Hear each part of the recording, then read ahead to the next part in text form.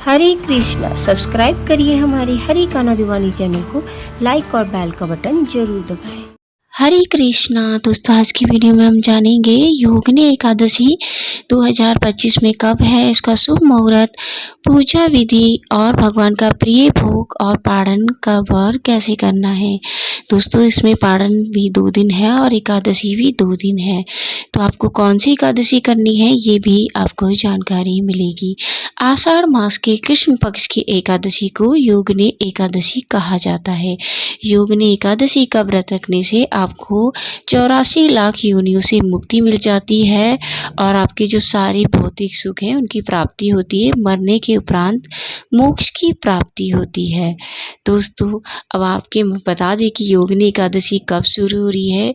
योगिनी एकादशी का प्रारंभ 21 जून 2025 को हो रहा है। दिन होगा शनिवार, सुबह 7:19 से प्रारंभ हो रही है और अगले दिन की 22 जून को सुबह 4:27 पर समाप्त होगी। अब ऐसे में आपको बता दें, आपके मन में यह आ रहा होगा जो पूरा दिन एकादशी 21 तारीख को मिल रही है तो 22 को क्यों रखना है। दोस्तों 21 तारीख को जो है 7 बजे से पहले दशमी है, इसको दशमी वृंदा एकादशी कहते हैं। सूर्य उदय से 1.5 घंटे पहले हमें एकादशी मिलनी चाहिए, लेकिन उस समय दशमी विराजमान है तो इसका मतलब ये दशमी वृंदा एकादशी है। लेकिन जो शास्त्रों में वर्णन है उसमें है कि कभी भी हमें दशमी वृंदा एकादशी का व्रत नहीं रखना चाहिए, हमेशा द्वादशी वृंदा एकादशी का व्रत ही रखना चाहिए, चाहे हमें 1.5 घंटे की ही एकादशी मिले। तो इसी वजह से हम 21 को न रख के 22 को रख रहे हैं। और शास्त्रों में ये भी वर्णन है, नारद पुराण और पद्म पुराण में ऐसा वर्णन है कि जो गांधारी थी वो हमेशा दशमी युक्त एकादशी रखती थी और कुंती हमेशा द्वादशी युक्त एकादशी रखती थी।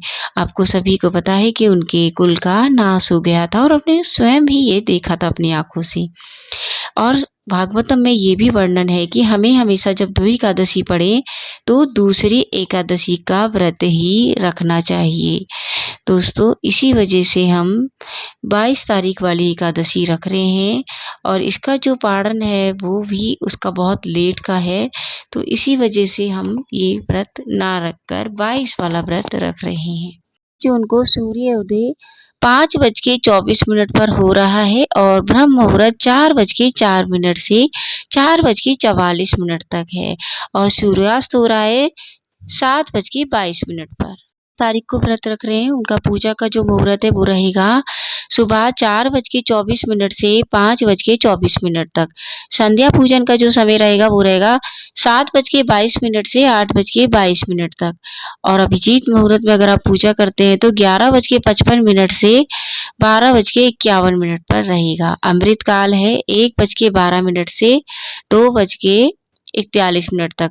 राहु काल में कभी भी पूजा नहीं करनी है, तो इस दिन राहु काल रहेगा 8:53 से 10:38 तक, तो इस बीच कभी पूजा नहीं करनी है। 21 तारीख को व्रत रख रहे हैं उन्हें 22 तारीख को व्रत का जो पारण है वो रहेगा दोपहर 1:47 से और 4:35 तक, तो इसी बीच आप पारण करिएगा। उससे पहले हरिवासन समय है, हरिवासन समय में कभी भी पारण नहीं किया जाता है। वो लोग 22 तारीख को व्रत रख रहे हैं उनके पूजा का समय रहेगा 4:24 से 5:24 तक। संध्या पूजन का समय रहेगा 7:22 से 8:22 तक। इस दिन भरणी नक्षत्र भी है तो 5:38 पर रहेगा। त्रिपुष्कर योग भी है 5:38 PM से 1:21 AM तक। तो दोस्तों त्रिपुष्कर योग होता है जिसमें 3 तिथियां एक साथ मिल रही हो, एकादशी, द्वादशी और त्रयोदशी, हमें 3 तिथियां एक साथ मिल रही हैं, बहुत ही अच्छा योग है। तारीख को जो लोग व्रत रख रहे हैं वो इस टाइम बिल्कुल पूजा ना करें, राहु काल है। राहु काल का समय रहेगा 5:38 PM से 7:22 PM तक, तो इस बीच बिल्कुल भी पूजा नहीं करनी है। तो दोस्तों अब आपको व्रत कब रखना है ये आपके ऊपर है, क्योंकि दशमी वृंदा एकादशी 21 को मिल रही है। तो दोस्तों अगर आप 21 को व्रत रख रहे हैं तो आपको 20 तारीख को दशमी के नियम फॉलो करने होंगे। लेकिन आप 22 तारीख को व्रत रख रहे हैं तो आपको 21 तारीख को दशमी तिथि के नियम फॉलो करने होंगे। दिन छुपने से पहले आप भोजन कर लेना और प्याज लहसुन नहीं होना चाहिए उसमें। काम क्रीड़ा को अंजाम नहीं देना है, भूमि शयन करना है आपको और चावल का बिल्कुल सेवन नहीं करना है। अगर आप ये इसलिए व्रत रखते हैं या बस यही जानना चाहते हैं एकादशी में कि चावल कब खाना है, तो दोस्तों चावल आपको 21 तारीख को नहीं खाना है। उस दिन पूरा दिन एकादशी है। आप 22 तारीख को अगर चावल का वो करते हैं तो 22 तारीख को चावल खा सकते हैं। तो दोस्तों इस तरह से आपको इसके नियम फॉलो करने हैं। रात में भूख लग जाती है तो दूध या फ्रूट्स ले सकते हैं। तो एकादशी वाले दिन उठना है आपको। आप 21 को रख रहे हैं या 22 को, नियम सेम ही रहेंगे। तो आपको पानी में कुछ ना कुछ डालकर स्नान करना है, जैसे कि आप गंगा जल डाल सकते हैं, तुलसी की मिट्टी डाल सकते हैं, आंवले का चूर्ण, कुछ नहीं है तो हल्दी डालकर स्नान करिएगा। इससे आपको 100 स्नान का फल मिलता है। उसके बाद आपको पीले रंग के कपड़े धारण करने हैं।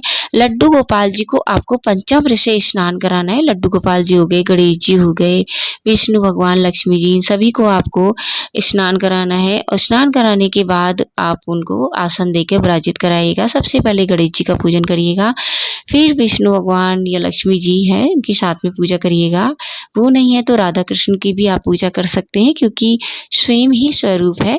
तो इस तरह से करने के बाद आपको उनको धूप दीप दिखाना है और संकल्प लेना है। संकल्प में आप अपना नाम बोल सकते हैं, स्थान बोल सकते हैं। ये व्रत आप निर्जला रख रहे हैं, फलाहारी रख रहे हैं, सभी चीज़ें बोलने हैं।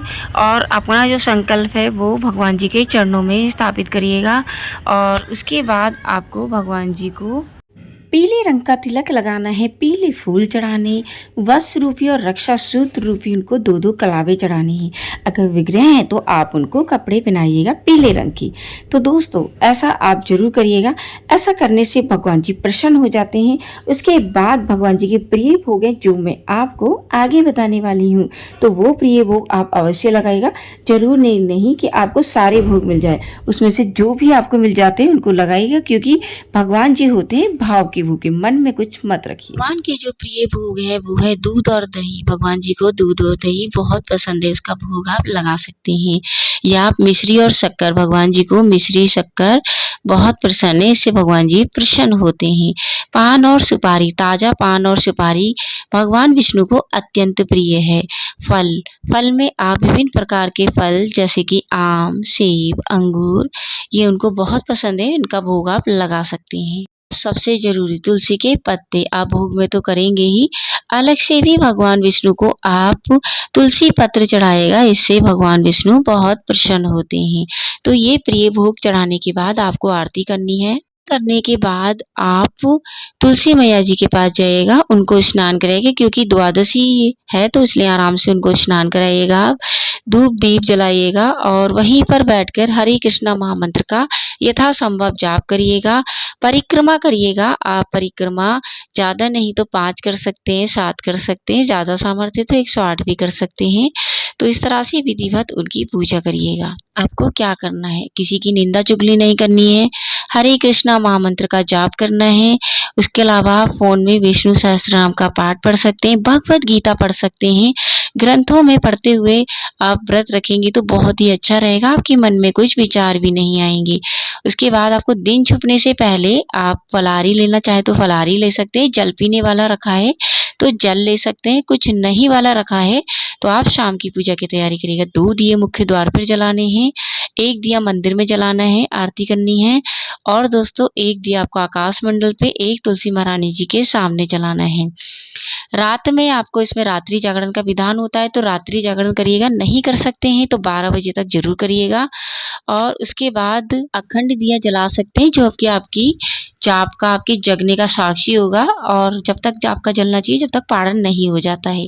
तो पारण का जो समय है वो मैं बता देती हूँ। समय रहेगा वो रहेगा 23 जून को 2025 और दिन होगा सोमवार, प्रातः काल 5:25 से 10:07 तक। तो इस बीच आप पारण करिएगा। पारण करने से पहले आपको क्या करना है, स्नान करना है जैसे आप करते हैं। स्नान के बाद शुद्ध कपड़े पहनिएगा, लड्डू गोपाल जी को पंचामृत से स्नान कराइएगा और भगवान जी के लिए कुछ ना कुछ चावल की चीज जरूर बनाइएगा। आरती करिएगा, महामंत्र का जाप करिएगा, तुलसी पूजन करिएगा, ब्राह्मण को भोग लगाइएगा, उनको दक्षिणा देकर विदा करिएगा। उसके बाद आपको सबसे पहले पंचामृत पीना है और जब भगवान जी को भोग लगाए चावल, पोहा, खिचड़ी जो भी आपने बनाया है वो खाकर पारण करना है। अब आप कहेंगे कि त्रयोदशी तिथि लग जाएगी तो पारण कैसे करें? तो दोस्तों शास्त्रों में वर्णन है कि जब त्रयोदशी तिथि स्टार्ट हो रही हो तब आप पारण कर सकते हैं और इसमें आपको 3 तिथियां मिल रही हैं।